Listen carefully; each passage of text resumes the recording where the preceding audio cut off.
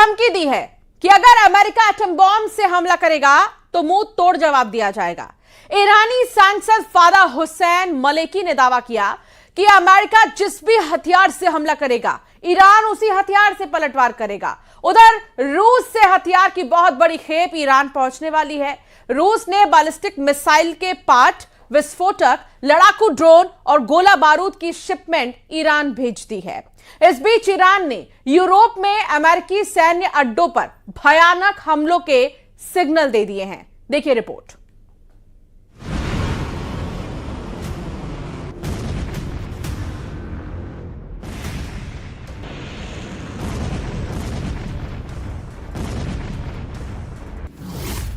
युद्ध के सीन से इजराइल आउट हुआ तो यूएई की एंट्री हो गई है।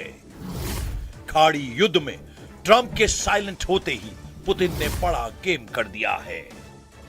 यह युद्ध हर दिन नए मोड़ ले रहा है। जहां कभी अमेरिका हावी था, वहां अब ईरान अपनी मनमानी कर रहा है। ईरान ने धमकी दी है कि ट्रंप ने 12 दिन के युद्ध के बाद बार बार धोखा दिया है। उसे अब ईरान बर्दाश्त नहीं करने वाला।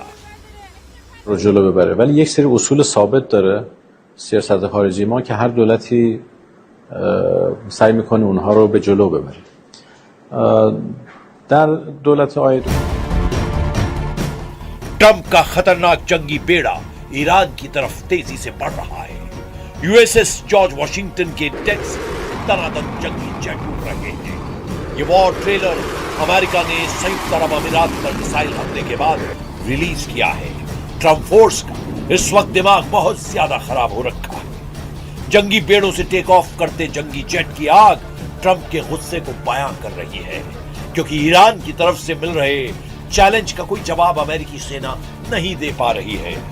ऊपर से प्रेसिडेंट डोनाल्ड ट्रंप ने ईरान पर एक्शन लेने में ज्यादा टाइम ले लिया है कि अब अमेरिकी कैंप में टेंशन बढ़ने लगी है। उधर ईरान ने अमेरिका से जमीनी युद्ध की फूल प्रूफ तैयारी का ऐलान कर दिया है।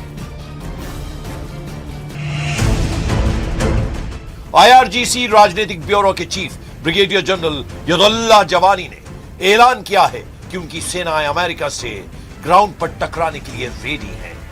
आईआरजीसी प्रवक्ता हुसैन महब्बी ने अमेरिका और उसके सहयोगी खाड़ी देशों के बुनियादी ढांचों जैसे एनर्जी नेटवर्क, पावर प्लांट और इंटरनेट से जुड़े सिस्टम को ईरान का अगला टारगेट बताया है।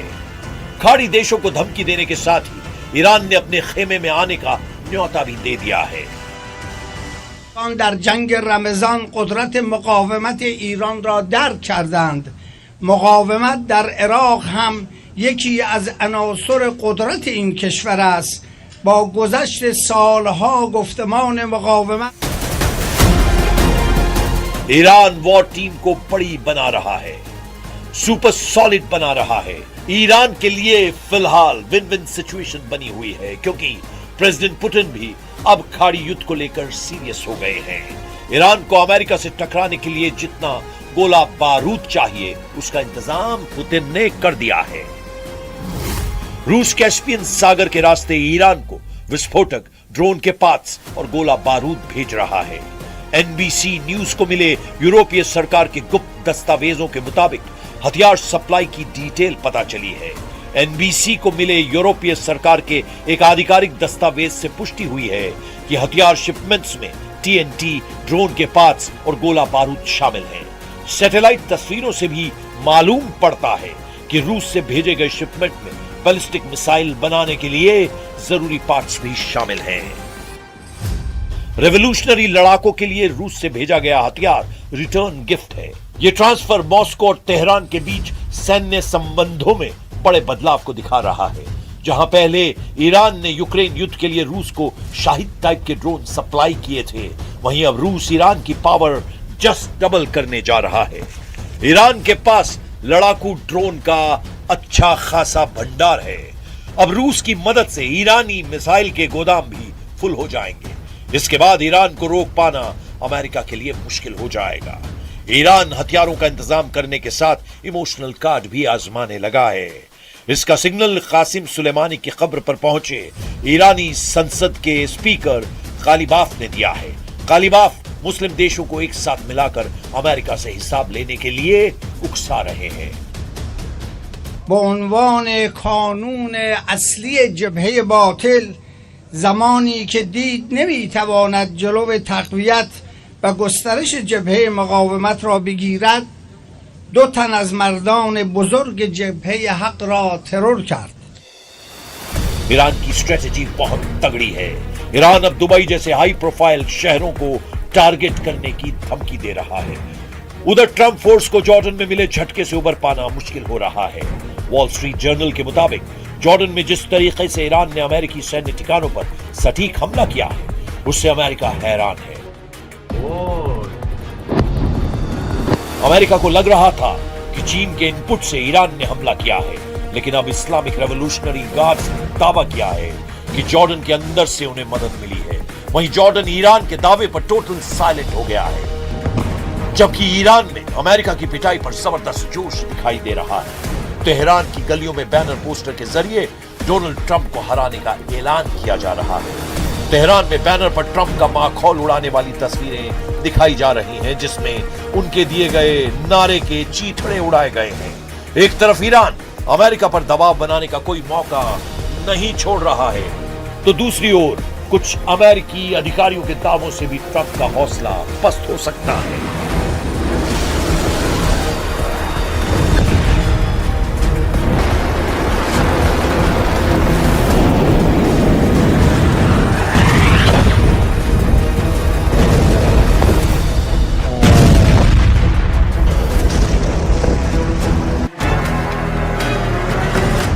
क्योंकि एक अमेरिकी अधिकारी ने दावा किया, अमेरिका के पास ईरान के खिलाफ लंबा युद्ध लड़ने लायक मिसाइलें नहीं हैं। ब्रिटेन के अखबार टेलीग्राफ ने एक रिपोर्ट छापी, जिसमें उसने एक अमेरिकी अधिकारी को कोट किया और लिखा कि अमेरिका ईरान के साथ लंबे और बड़े सैन्य संघर्ष के लिए अपनी ताकत बढ़ा रहा है, लेकिन उसके सामने हथियारों और मिसाइलों के भंडार की कमी एक बड़ी चुनौती बन रही है। रिपोर्ट के हिसाब से अमेरिकी रक्षा अधिकारी को चिंता है कि अमेरिका को अपने रणनीतिक हथियार के भंडार को बनाए रखना है, क्योंकि चीन और रूस के मोर्चे पर भी अमेरिका को हथियारों की जरूरत पड़ सकती है।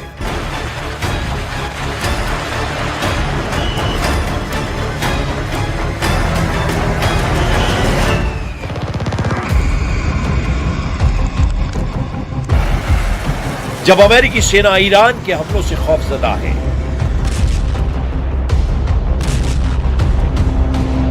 जब ईरान अमेरिका को ग्राउंड ऑपरेशन के लिए ललकार रहा है, तब हथियारों की किल्लत की रिपोर्ट डबल झटके से कम नहीं। लेकिन ट्रंप का मूड खराब करने वाला एक बयान इजराइल से भी आया है।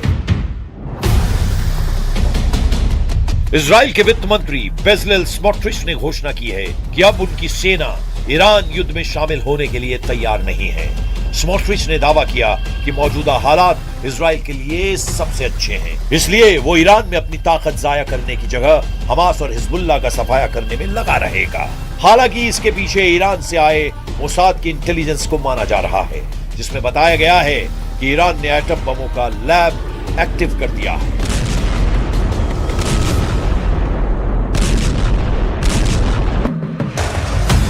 मोसाद ने रिपोर्ट दी है कि ईरान ने पिछले साल अपने यूरेनियम संवर्धन सेंट्रीफ्यूज को पिकैक्स माउंटेन के पीछे गहरी सुरंगों में पहुंचा दिया था। बीते साल जून में 12 दिनों तक चले इजराइल ईरान युद्ध के बाद यूरेनियम सेंट्रीफ्यूज को बेहद सुरक्षित पिकैक्स माउंटेन ट्रांसफर कर दिया गया था। पिकैक्स माउंटेन, जिसे माउंट कोलांग भी कहते हैं, ईरान का सबसे सुरक्षित परिसर है। ये ईरान के नतांज यूरेनियम संवर्धन केंद्र के पास है, जहां पर 2 गहरे भूमिगत सुरंग नेटवर्क हैं। ये सुरंगें अमेरिका के सबसे शक्तिशाली बंकर बस्टर बमों की पहुंच से भी बाहर है।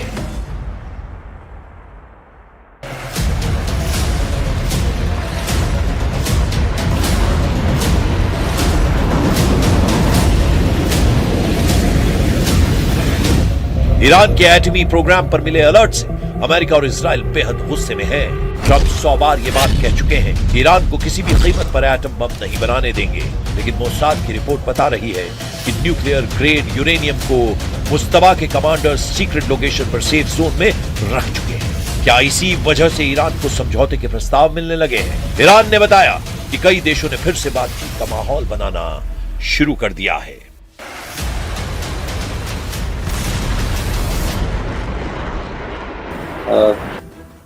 در این روزها هم دستگاه دیپلماسی فعال بوده و هم ایده هایی از طرف برخی از میانجی ها به ما واصل شده بله تایید میشه.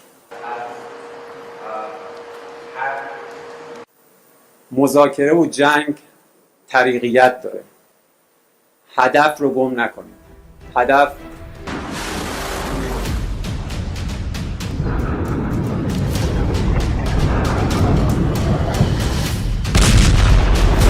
यानी ट्रंप के पास अब दो रास्ते हैं। पहला ये कि वो ईरान में अमेरिका की फौज उतारकर सबसे खौफनाक हमले शुरू कर और मुझ पर कंट्रोल करने वाला बफर जोन बनाए। दूसरा रास्ता है कि वो ईरान के आगे सरेंडर करके युद्ध से भागने का रास्ता निकाल ले, क्योंकि ईरान अब अमेरिका को बख्शने वाला नहीं। ईरान किसी को नहीं छोड़ेगा।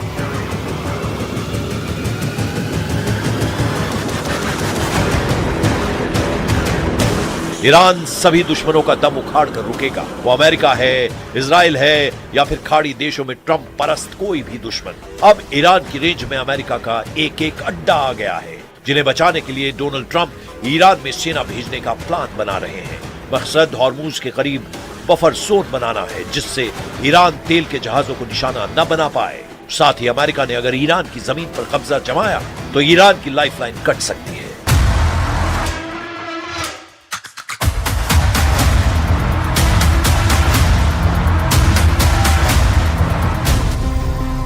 क्योंकि ट्रंप प्लान बना रहे हैं कि ईरान में ग्राउंड ऑपरेशन के लिए अमेरिकी सैनिकों की जगह सीक्रेट अलायंस को उतारा जाए। अमेरिकी सेना का पहला टारगेट खर्ग आइलैंड पर कब्जे का है, जिसमें अमेरिकी फोर्स के साथ खाड़ी के उन सभी देशों की सेना ईरान में उतरे जहां हमले हो रहे हैं।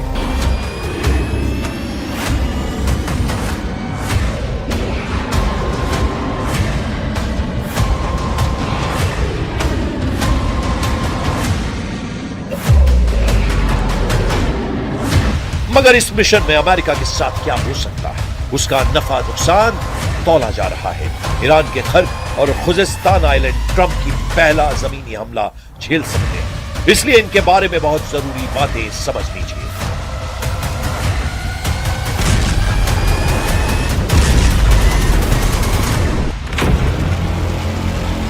मैप पर देखिए, यह है खर्ग द्वीप, ये फारस की खाड़ी में है, जबकि मेनलैंड ईरान में है। ये जगह है खुजिस्तान। इस इलाके में ईरान का बॉर्डर इराक से लगता है। ये दोनों जगह इस वक्त युद्ध के हॉट पॉइंट बने हुए हैं। खर्ग द्वीप पर ईरान के तेल निर्यात का टर्मिनल है, यहीं से उसके 90% तेल का निर्यात होता है। जबकि खर्ग द्वीप से जो तेल निर्यात किया जाता है, ईरान के खुजिस्तान प्रांत से निकाला जाता है। खुजिस्तान को ईरान की एनर्जी कैपिटल कहा जाता है। ईरान का 80% तेल खुजिस्तान की जमीन से निकाला जाता है।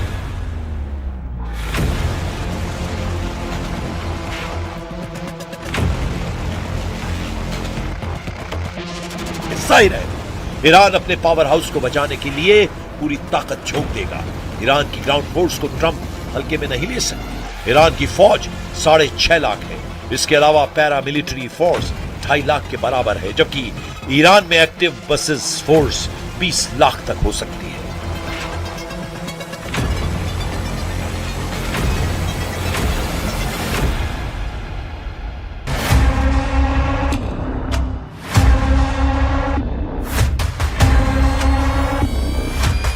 ये तो सिर्फ सेना की बात है। ईरान के 9 करोड़ लोग अमेरिका से युद्ध का ऐलान कर रहे हैं। हालांकि ये तक हकीकत है कि अमेरिका युद्ध में जीते बिना मैदान से हटता नहीं।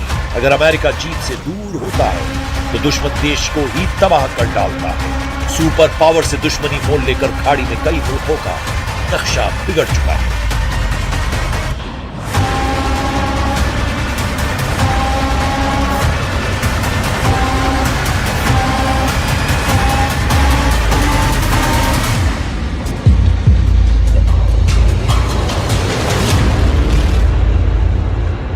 अभी ईरान पर ट्रंप सिक्योरिटी का बहाना बनाकर हमला कर रहे हैं। चुने हुए ठिकानों पर धमाके हो रहे हैं। जिस दिन अमेरिका ने फुल स्केल वॉर शुरू की, यकीन मानिए बर्बादी का अंदाजा लगाना मुश्किल हो जाएगा।